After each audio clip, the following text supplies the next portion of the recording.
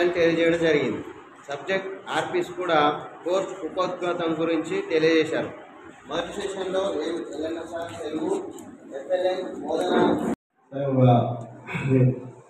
ఇంట్లో ఉండడానికి బజార్కి వెళ్తారు సార్. అతను బజార్కి వెళ్ళిన తర్వాత ఏం చేస్తాడంటే చిత్రలేఖనం పోటీ పెడతాడు అక్కడ.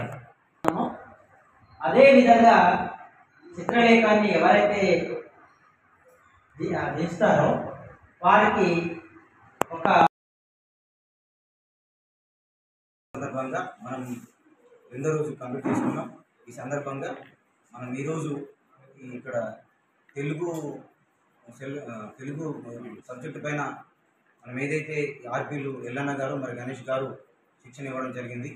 మనకు తెలుగుకు సంబంధించిన ఫస్ట్ టు 5th క్లాస్ వరకు సామర్థ్యాలని మౌఖిక మరియు లిఖిత సంబంధించిన అన్ని సామర్థ్యాలపైన కూడా పాటల రూపంలో, మాటల రూపంలో, గేయ రూపంలో, తర్వాత నటన రూపంలో కూడా అందరితోని వాళ్ళు కూడా చేస్తూ మరి మీతో కూడా చేయిస్తూ మంచి సత్ఫలితాలను రాబట్టిండ్రు. మరి మీరు కూడా ఆర్పీలకు చాలా